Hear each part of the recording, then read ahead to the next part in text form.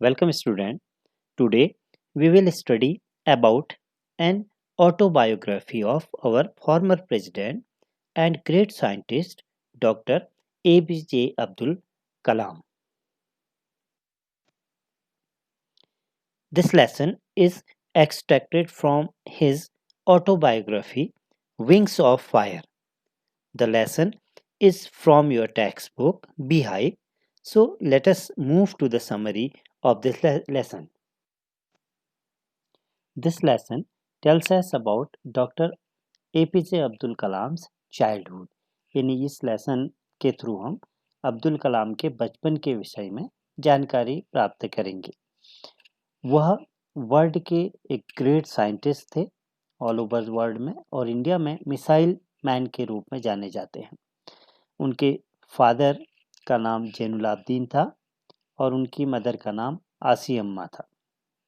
वह 1931 में मद्रास स्टेट के, यानी जिसे अब चेन्नई नाम से जाना जाता है, वहाँ पर रामेश्वरम नाम के एक स्थान पर पैदा हुए थे। क्योंकि उनके फादर की न तो कोई फॉर्मल ज़्यादा एजुकेशन थी, वो ज़्यादा शिक्षित थे, और ना ही ज़्यादा रिच थे, लेकिन उसके बावजूद भी बहुत जेनरस थे, बहुत दयालु थे, बहुत काइंड थे और सज्जन थे।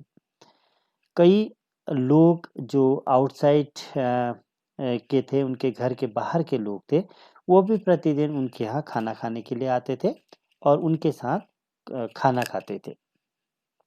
अब्दुल कलाम के 3 सिस्टर्स थी, सॉरी 3 ब्रदर्स थे और एक सिस्टर थी, और वो अपने एक पुराने यानी ओल्ड एंसेस्ट्रल हाउस, जो उनके पूर्वजों का घर था, उसमें रहा करते थे अपनी फैमिली के साथ।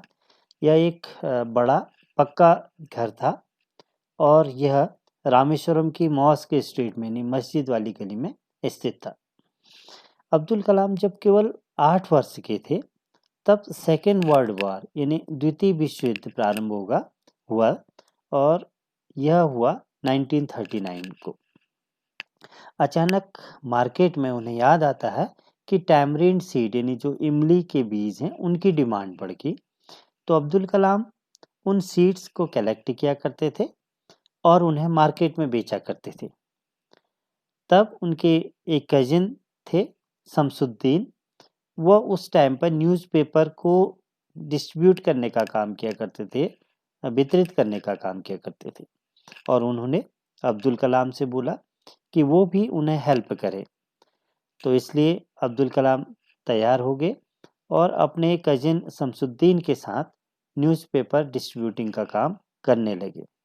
इस तरीके से न्यूज़पेपर बेच करके उन्होंने अपने लाइफ की पहली वेज, यानी पहली मजदूरी या पहली अर्निंग प्राप्त की।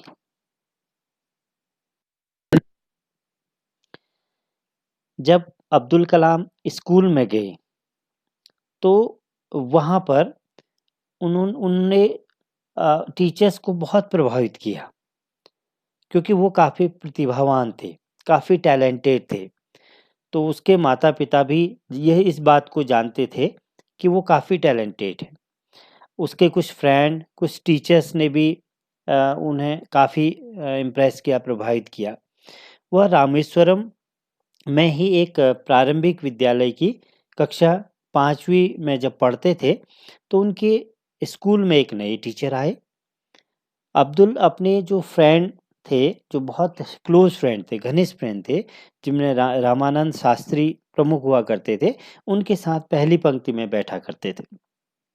जब नए टीचर ने यह देखा, चूँकि नए टीचर एक हिंदू पुजारी के पुत्र के साथ उसे बैठा हुआ देखा उन्होंने, और उन्हें यह बात सहन नहीं हुई कि एक जो हिंदू पुजारी का पुत्र था, वह एक मुस्लिम बॉय के साथ, यानी अब्दुल कलाम के साथ बैठे थे। क्योंकि उस समय की सोसाइटी इन टर्म्स ऑफ ये जो सोशल बैरियर थे, इसमें काफ़ी टफ थी, काफ़ी रिजिड थी। तो इसलिए यह छुआछूत, यह भेदभाव वहाँ पूरे समाज में व्याप्त था। इसलिए उन्होंने अब्दुल कलाम से पीछे वाली पंक्ति में बैठने के लिए कहा। लेकिन टीचर्स के इस कार्य से वो बड़े दुखी हुए और ऐसे रामानंद शास्त्री भी काफ़ी दुखी थे। पिछली पंक्ति में जाते हुए अब्दुल कलाम ने देखा कि रामानंद शास्त्री रो रहे थे। इस बात का अब्दुल कलाम पर बड़ा प्रभाव पड़ा। बाद में रामानंद शास्त्री ने के पिता ने उस टीचर्स को बुलाया और उसने उसे बच्चों के बीच जो ये सामाजिक विभाजन था, सोशल डिस्क्रिमिनेशन था, उसे न फैलाने के लिए कहा और उस टीचर से कहा कि वो अपने इस कार्य के लिए माफ़ी मांगे। चूँकि उस समय समाज में कई जाति भेदभाव व्याप्त था, यानी सोशल डिस्क्रिमिनेशन, कास्ट डिस्क्रिमिनेशन था। इसलिए उनके एक टीचर थे जिनका नाम शिवा सुब्रमण्यम अय्यर था। वो एक हाई कास्ट ब्राह्मण होने के बावजूद भी इस जो जाति प्रथा थी इसको ख़त्म करना चाहते थे, परंतु उनकी जो वाइफ थी वो बड़े पुराने, बड़े कंजर्वेटिव विचारों की थी। एक दिन शिवा सुब्रमण्यम अय्यर ने इस डिस्क्रिमिनेशन को तोड़ने के लिए अब्दुल को अपने घर में भोजन करने का निमंत्रण दिया, क्योंकि वो इन सामाजिक बंधनों को तोड़ने का भरसक प्रयास कर रहे थे। लेकिन उनकी पत्नी ने अब्दुल को अपनी रसोई में खाना परोसने से इनकार कर दिया। इस पर शिवा सुब्रमण्यम ने अपने हाथों से अब्दुल को खाना परोसा, उनके साथ बैठे और अपना भी खाना उन्होंने खाया और फिर दोबारा से अब्दुल से कहा कि इस वीक के एंड में वो दोबारा से उनके घर में खाना खाने आए। उन्हें यह विश्वास था कि वो जो कार्य कर रहे हैं वो अच्छा कर रहे हैं और अपनी पत्नी को भी वो मोटिवेट करके इस जाति प्रथा को तोड़ने के लिए तैयार कर लेंगे। इस समय उनकी पत्नी खुद अब्दुल को अपनी रसोई में लेगी और उन्होंने अपने हाथों से उसे खाना खाया। अब्दुल कलाम चूँकि एक ग्रेट साइंटिस्ट ही नहीं थे, बल्कि बचपन से ही उनके अंदर कई ऐसे ह्यूमन जो वैल्यूज़ थे, जो गुण थे, वो इनहेरिटेड थे। अपने माता पिता से उन्हें मिला हुआ था वो सब चीज़ें। अपने पिता से उन्हें ईमानदारी मिली हुई थी, आत्मसंयम मिला हुआ था। जब अब्दुल कलाम बड़े हो गए तो वो अपनी पढ़ाई के लिए रामानाथपुरम एक स्थान है, वहाँ जाना चाहते थे, इसलिए उन्होंने अपने फादर से इसकी परमिशन मांगी। हालांकि उनके पिता ने उन्हें परमिशन दे दी जाने की, क्योंकि उनकी मदर बड़ी इमोशनल थी, इसलिए वह थोड़ा हिचकिचाई, लेकिन उनके फादर ने उन्हें भी उन्हें जाने के लिए तैयार कर लिया।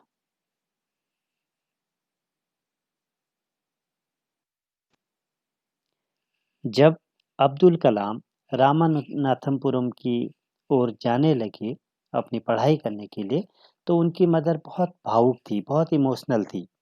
तो उनके पिता को लगा कि कहीं अब्दुल कलाम अपनी मदर को देख करके अपना निर्णय वापस ना लें, तो इसलिए उन्होंने कहा कि अब्दुल, मैं जानता हूँ कि तुम्हें बड़ा होने के लिए बाहर जाना पड़ेगा। क्या सीगल पक्षी बिना परिवार के अकेले ही सूर्य के उस पार नहीं उड़ती? उन्होंने दुविधा में, कंफ्यूजन में पड़ी उनकी मदर को, यानी अब्दुल कलाम की मदर को खलील जिब्रान का एक उदाहरण सुनाया।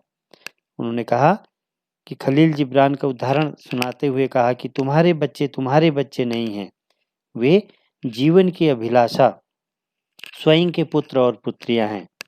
ये तुम्हारे द्वारा आए हैं, परंतु वे तुमसे नहीं हैं। तुम उनको अपना प्यार दे सकती हो, परंतु अपने विचार नहीं, क्योंकि उनके अपने विचार हैं। तो इस तरीके से उनका उदाहरण सुनाते हुए मदर को तैयार किया कि उनको अपने बच्चों को यदि अच्छी शिक्षा देनी है तो उन्हें बाहर ही भेजना पड़ेगा। इस प्रकार यहाँ से उनकी, अब्दुल कलाम की एक नई जर्नी प्रारंभ होती है। तो यह इस लेसन की समरी थी। आपको और बेहतर इसको समझने के लिए इसके क्वेश्चन आंसर आपके लिए यहाँ पर सॉल्व भी किए हैं। आपको इन्हें देखना होगा और आपको, ताकि यह लेसन अच्छी तरीके से समझ में आ जाए।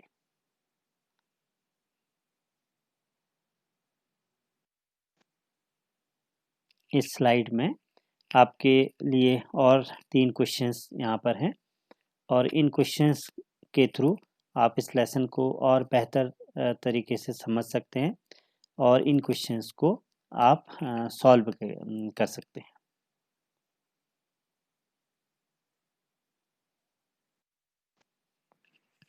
वीडियो के एंड में आपके लिए कुछ होम असाइनमेंट दिया है, एक पैसेज दिया है जिसके क्वेश्चन आंसर आपको दिए हैं। आपको इस पैसेज को देखते हुए इन क्वेश्चंस के आंसर देने हैं। तो इनका मीनिंग मैं आपको समझाता हूँ। First question, where was the author born?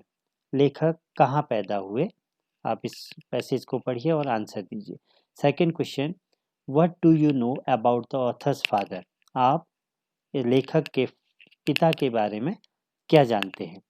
Third question, what qualities did his father possess? उनके पिता के पास कौन से गुण थे? Next question, who was the author's mother? Author की माँ कौन थी? What were her qualities? और उसकी क्या विशेषताएं थी, क्या उसमें गुण थे? Last question, which word in the passage means inborn? कौन सा एक ऐसा शब्द है जिसका मतलब है इनबॉर्न, यानी जन्मजात? तो यहाँ पर एक वर्ड आपके पास आएगा इनेट। तो वो इनेट जो वर्ड है उसका मतलब है इनबॉर्न।